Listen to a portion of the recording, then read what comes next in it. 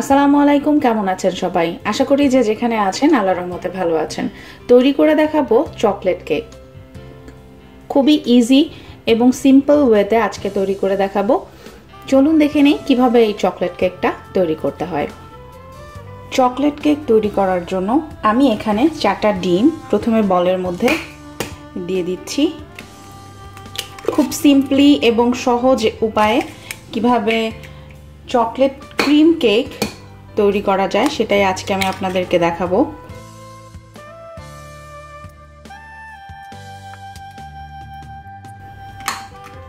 আমি এখানে 4টা ডিম দিয়ে দিলাম। এখানে আমি দিয়ে দিচ্ছি 1 কাপ পরিমাণে চিনি এবং আমি এখানে 1 চিমটি পরিমাণে লবণ দিয়ে দিচ্ছি। দেখতে পাচ্ছেন অনেকের কেকটার মধ্যে লবণ ইউজ করে না, পার্সোনালি আমি লবণ ইউজ করি। তো এখন আমি এটাকে বিট করে নেব।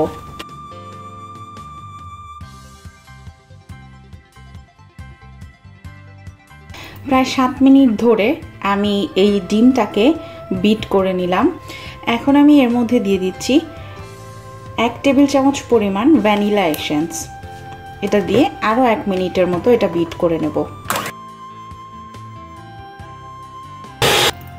আমার বিট করা কমপ্লিট।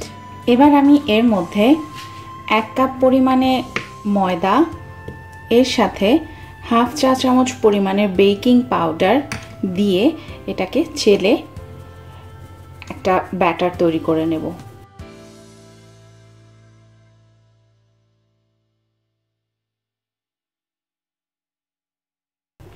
হয়ে গেছে, দেখতে পাচ্ছেন নিচে থেকে কিন্তু আর গুঁড়ো ময়দা যেগুলো সেগুলো উঠছে না। তো আমার এটা হয়ে গেছে। এখন আমি হাফ কাপ পরিমাণে যে কোনো ব্র্যান্ডের চকলেট পাউডার এর মধ্যে ছেঁকে চালনি দিয়ে এর ভেতরে দিয়ে দেব।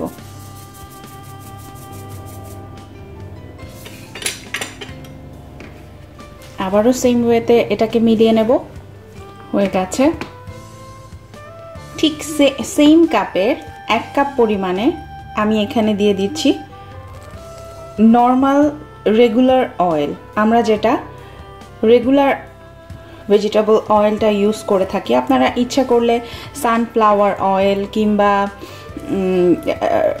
যে কোনো অয়েল যেগুলো আপনারা রান্নার কাজে ব্যবহার করে থাকেন সেটা ইউজ করে দিতে পারেন।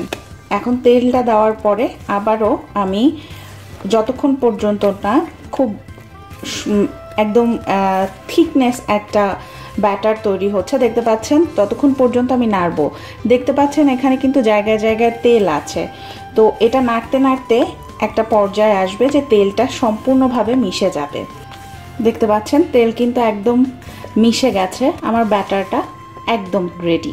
আমি একটা বেকিং বাটি নিয়েছি, এর ভেতরে আমি একটা বেকিং পেপার দিয়ে দিয়েছি। আপনারা ইচ্ছা করলে, আপনাদের কাছে যদি বেকিং পেপারটা না থাকে তাহলে যে কোনো খাতা থেকে কাগজ ছিঁড়েও এই সাদা কাগজগুলো যে থাকে সাইজ মতো এভাবে বসিয়ে বিছিয়ে দিতে পারেন। এখন আমি আমার ব্যাটারটা এর মধ্যে দিয়ে দিচ্ছি।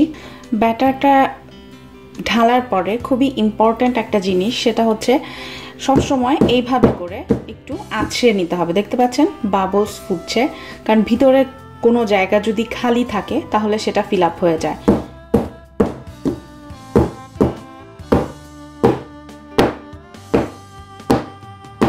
দেখতে পাচ্ছেন বাবলসগুলো হয়ে গেছে। এখন আমি এটাকে প্রায় 180 ডিগ্রিতে 30 থেকে 35 মিনিটস বেক করে নেব। এখন আমি আপনাদেরকে ক্রিমটা তৈরি করে দেখাবো। ক্রিমটা তৈরির ক্ষেত্রে খুবই ইম্পর্ট্যান্ট একটা জিনিস, সেটা হচ্ছে যখন ক্রিমটা বানাবেন ঠিক তার নিচে আইস ব্যাগ কিংবা আইস রেখে, বরফ রেখে ঠান্ডা জায়গায় ক্রিমটাকে বানাতে হবে। তা না হলে ক্রিমটা কিন্তু লিকুইডই থেকে যাবে, সেটা জমাট বাঁধবে না। তো এরকম আমি বড় একটা বোল নিয়েছি, তার মধ্যে আমি আমার ক্রিম বানানোর বোলটা রাখলাম। আমি এখানে নিয়েছি, যেহেতু আমি ফ্রান্সে থাকি তো আমি এই ক্রিমটা অলওয়েজ ইউজ করি। এটা হচ্ছে ক্রিম যেটা এক্সপ্রেস, যেটা ফুল ক্রিম। এখন আমি এটা এর মধ্যে দিয়ে দিচ্ছি।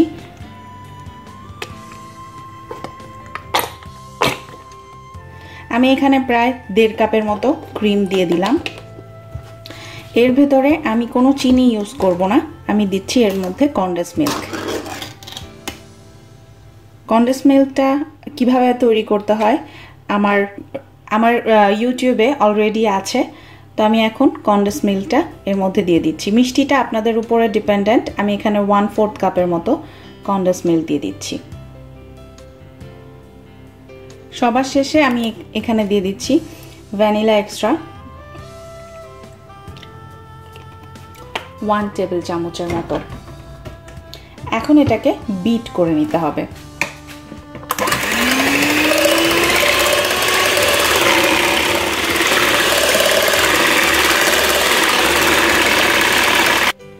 আমার ক্রিমটা হয়ে গেছে, আমি এখন এটাকে ফ্রিজে রেখে দেবো যতক্ষণ পর্যন্ত না আমার কেকটা তৈরি হয়ে একদম রুম টেম্পারেচারে না আসছে।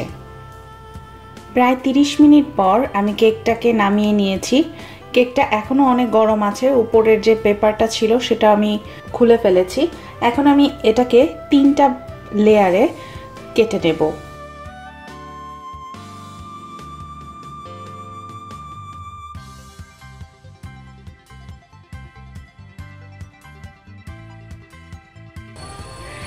কেকের যে সিরাপটা আমি এখানে তৈরি করেছি সেটা হচ্ছে আমি রোজবেরির জুস নিয়েছি। আপনারা ইচ্ছা করলে স্ট্রবেরির যে জুসটা সেটাও নিতে পারেন, ফ্রেশ একদম জুস করে। তো এটা আমি আগে থেকেই করে রেখেছিলাম, আপনারা সেই রোজবেরির জুসটাও ইউজ করতে পারেন আমার মতো। আমি এইখানে প্রায় 1/2 কাপের মতো রোজবেরির জুস আছে। এর মধ্যে আমি 1 চা চামচ পরিমাণ চিনি দিয়ে দিলাম। আর এখানে যেহেতু এটা আমার টেবিল চামচ, তো এখানে আমি 1 চা চামচ পরিমাণ ভ্যানিলা এসেন্স সেটা আমি দিয়ে দিচ্ছি। চিনিটা একদম গলে গেছে, এটা আর কিন্তু আমি চুলায় জাল দেব না। এখন আমি কেকের উপরে এই জুসটা আপনারা ইচ্ছা করলে ব্রাশ দিয়েও দিতে পারেন, আমি এরকম ঠিক চামচ দিয়ে দিচ্ছি। এইভাবে করে প্রত্যেকটা লেয়ারে আমি এই যে সিরাপটা সেটা আমি দিয়ে দেব। এখন আমি একে একে ফ্রস্টিং করা স্টার্ট করব। ক্রিম দিয়ে দিচ্ছি। কেকটা সবসময় একদিন আগে করে রাখলে ভালো হয়। এবার আমি আরেকটা লেয়ার উপরে দিয়ে দিচ্ছি। সেম ওয়েতে এর উপরে আমি সেই সিরাপটা দিয়ে দেব। একই ওয়েতে আমি এখন এর মধ্যে ক্রিম দিয়ে দিচ্ছি। ফাইনাল লেয়ার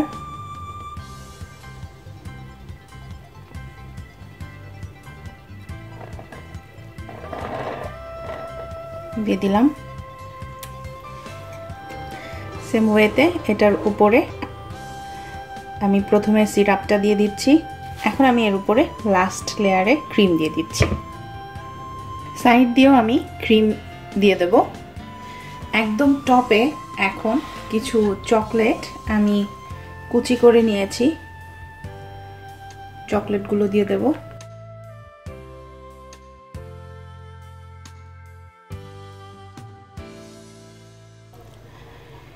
তৈরি হয়ে গেল আমার মজাদার ইনস্ট্যান্ট চকলেট কেক।